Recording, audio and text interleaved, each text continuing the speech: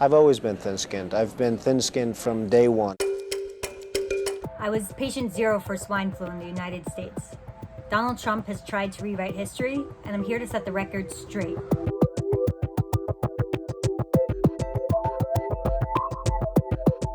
On April 15, 2009, the first cases of swine flu, or H1N1, emerged in the United States. The country was scared at the time. This was a new strain of a new virus, and everybody wanted to stay safe and healthy. The Obama-Biden administration did their best to keep Americans informed and let them know what measures they needed to take.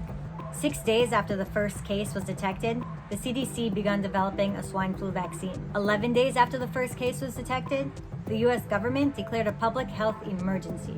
By October 2009, the first batches of vaccines were distributed by the CDC. By December 2009, the vaccine was available to all Americans for swine flu.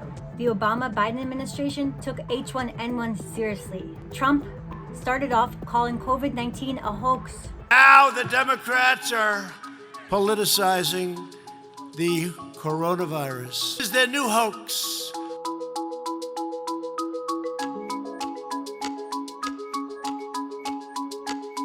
He had his chance with H1N1 swine flu, and it was one of the great disasters. He didn't know what he was doing. Obama and Biden did not defy public health officials. Obama and Biden did not defy science and experts. Obama and Biden did not call it the Mexico virus. We got hit with the China virus. And most importantly, Obama and Biden did not encourage Americans to go around infecting other people during a global pandemic. The data speak for themselves. We had a super spreader event in the White House, and it was in a situation where people were crowded together and were not wearing masks. So the data speak for themselves. I contracted H1N1 in April 2009 upon returning home from a vacation to Mexico.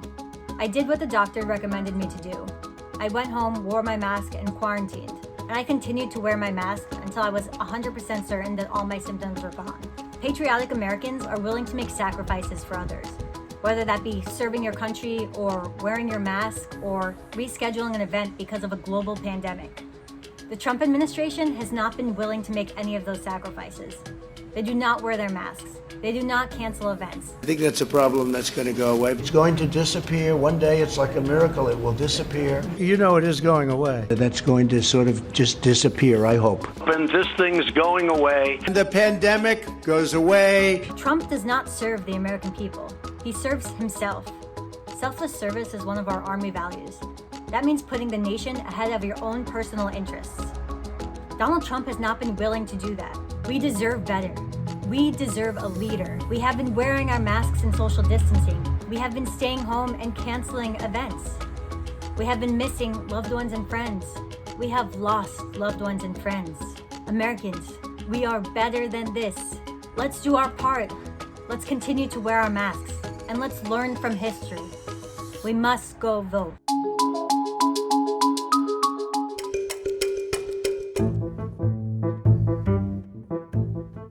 Nancy Pelosi doesn't want to approve it. I do. But you're the president. There's a very strong email talking about your family wanting to make $10 million a year for introductions. President Trump, on China policy, though, what No, but wait a specifically are minute. you going to do? What specifically are you going to do to make China pay? You've said you're going First to of make all- them pay. Mr. President, your administration separated children from their parents at the border, at least 4,000 kids. You've since reversed your zero-tolerance policy, but the United States can't locate the parents of more than 500 children. So how will these families ever be reunited? Children are brought here by coyotes and lots of bad people, cartels, and they're brought here, and they used to use them to get into our country. We now have as strong a border as we've ever had. We're over 400 miles of brand new wall. You see the numbers, and we let people in, but they have to come in legally, and they come in through But merit. how will you But reunite let me these just tell kids you, with their let me families? just- Do you they have a built plan to cages. reunite the kids? Yes, with we're their working on families? it we're trying very hard. You said recently you would consider raising the federal minimum wage to What I $15 an hour. really Is like, that still the case? and I would consider it to an extent, but In a what I second really like, administration? in a second administration, but not to a level that's going to put all these businesses out of business. It should be a state option. Look, I've lived in different places. I know different places. They're all different. Some places, $15 is not so bad. In other places, other states, $15 would Okay, be President ruinous. Trump, thank you. Quick response, Vice President Biden. I am the least racist person in this room. I am the least racist person. I can't even see the audience because it's so dark, but I don't care who's in the audience. I'm the least racist person in this room.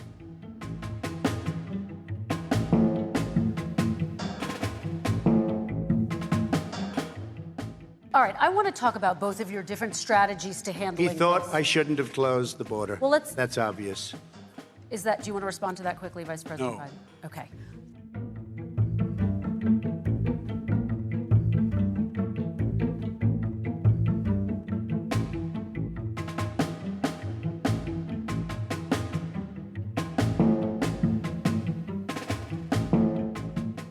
Well, first of all, I'm jealous. I would have liked to have been able to moderate that debate.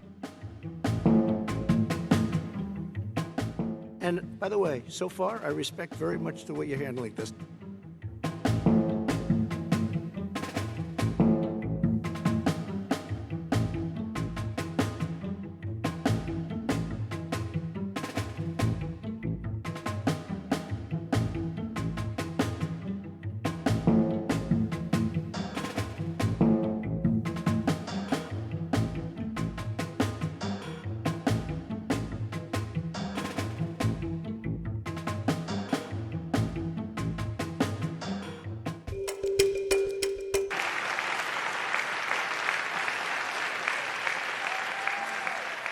$220,000 Americans dead. If you hear nothing else I say tonight, hear this. Anyone who's responsible for not taking control, in fact, not saying I take no responsibility initially, anyone who's responsible for that many deaths should not remain as President of the United States of America. We're learning to live with it. We have no choice. We can't lock ourselves up in a basement like Joe does. He says that we're learning to live with it. People are learning to die with it. When I closed and banned China from coming in heavily infected, and then ultimately Europe, but China was in January. Months later, he was saying I was xenophobic. He is xenophobic, but not because he shut down access from China. And he did it late after 40 countries had already done that. And I don't look at this in terms of the way he does. Blue states and red states. They're all the United States. And look at the states that are having such a spike in the coronavirus. They're the red states. They're the states in the Midwest. They're the states in the upper Midwest. That's where the spike is occurring significantly. But they're all Americans. They're all Americans. I have released all of my tax returns. 22 years. Go look at them. 22 years of my tax return. You have not released a single solitary year of your tax return. What are you hiding? Why are you unwilling? The foreign countries are paying you a lot. Russia's paying you a lot. China's paying you a lot. Parents were ripped, their kids were ripped from their arms and separated. And now they cannot find over 500 sets of those parents, and those kids are alone. Nowhere to go. Nowhere to go. It's criminal. They separated them at the border to make it a disincentive to come to begin with. Real tough. We're really strong. And guess what? They cannot, it's not coyotes didn't bring them over. Their parents were with them. They got separated from their parents. And it makes us a laughing stock and violates every notion of who we are as a nation. You know who I am. You know who he is. You know his character. You know my character. You know our reputations for honor and telling the truth. I am anxious to have this race. I am anxious to see this take place. The character of the country is on the ballot. Our character is on the ballot. I am the least racist person in this room. Abraham Lincoln here is one of the most racist presidents we've had in modern history. He pours fuel on every single racist fire, every single one. And by the way, the fastest growing industry in America is solar energy and wind. He thinks wind causes cancer, windmills. It's the fastest growing jobs, and they pay good prevailing wages, $45, $50 an hour. We can grow and we can be cleaner if we go the route I'm proposing. I represent all of you, whether you voted for me or against me, and I'm going to make sure that you're represented I'm going to give you hope. We're going to move. We're going to choose science over fiction. We're going to choose hope over fear. We're going to choose to move forward because we have enormous opportunities to make things better. What is on the ballot here is the character of this country: decency, honor, respect, treating people with dignity, making sure that everyone has an even chance. And I'm going to make sure you get that. You haven't been getting it the last 4 years.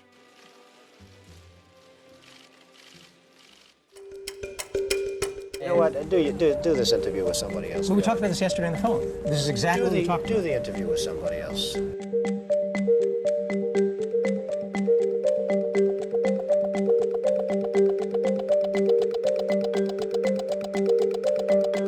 The media is so protected, and it's ridiculous that they're so protected, but they can write virtually anything. The difference is, with me, at least they pay some price.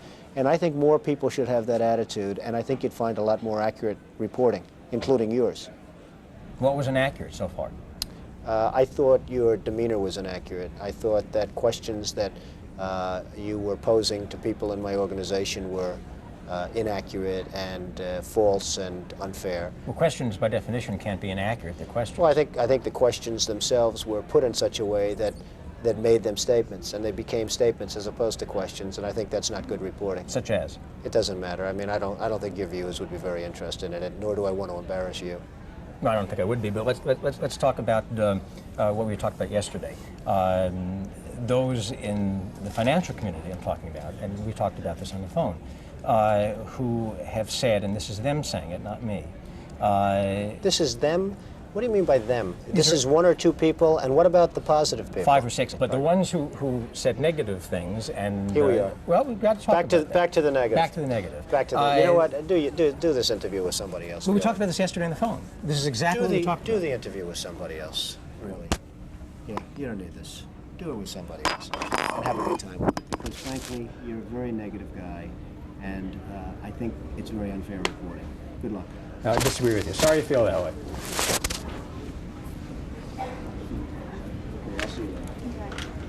There's nothing that we didn't discuss on the phone, Donald.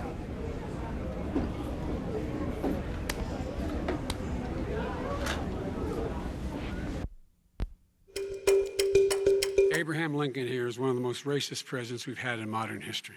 You made a reference to Abraham Lincoln. Where did that come in? I mean, you said you're Abraham Lincoln. No, where did that? No. Nobody has done more for the black community than Donald Trump. And if you look, with the exception of Abraham Lincoln, possible exception, but the exception of Abraham Lincoln, nobody has done what I've done. Criminal justice reform, Obama and Joe didn't do it. Mr. President, you've described the Black Lives Matter movement as a symbol of hate. You've shared a video of a man chanting white power to millions of your supporters. You've said that black professional athletes exercising their First Amendment rights should be fired. What do you say to Americans who say that kind of language from a president is contributing to a climate of hate and racial strife? Well, you have to understand, the first time I ever heard of Black Lives Matter, they were chanting pigs in a blanket, talking about police. Pigs, talking about our police. Pigs in a blanket, fry them like bacon.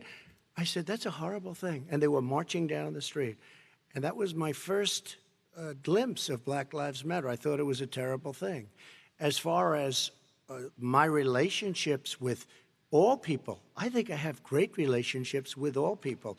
I am the least racist person in this room. Well, what do you say to Americans who are concerned by that rhetoric? I don't know. I don't know what to say. I got criminal justice reform done and prison reform and opportunity zones. I took care of black colleges and universities. I don't know what to say. They can say anything. I mean, they can say anything. It makes me sad because I am the least racist person. I can't even see the audience because it's so dark. But I don't care who's in the audience. I'm the least racist person in this room. Okay. Vice President Biden, let me ask you very quickly, and then I have a follow-up question for you. Abraham Lincoln here is one of the most racist presidents we've had in modern history. He pours fuel on every single racist fire. every single one. Started off his campaign coming down the escalator saying he's going to get rid of those Mexican rapists. He's banned Muslims because they're Muslims. He has moved around and made everything worse across the board. He says about the poor boys, last time we were on stage here, he said, I told them to stand down and stand ready. Come on. This guy is a dog whistle about as big as a foghorn. President Trump, I'm going to give you 10 seconds to respond, and then I have a follow-up. He made a reference to Abraham Lincoln. Where did that come in? I mean, you said you're Abraham Lincoln. No, where did that? No. You said, I said not since Abraham Lincoln has anybody done what I've done for the black community. And I'm saying, I didn't say I'm Abraham Lincoln. I said not since Abraham Lincoln has anybody done what I've done for the black community. Now, you have done nothing other than the crime bill, which put oh, God, tens of thousands of black men, mostly, in jail. All right, let me ask Vice President because if Biden you look a at what's question. happening with the voting right now, Let me ask they Vice remember President that Biden you treated them about very, very badly. Just take a look at what's happening out there. Vice President Biden, let me give you a chance to respond within this context.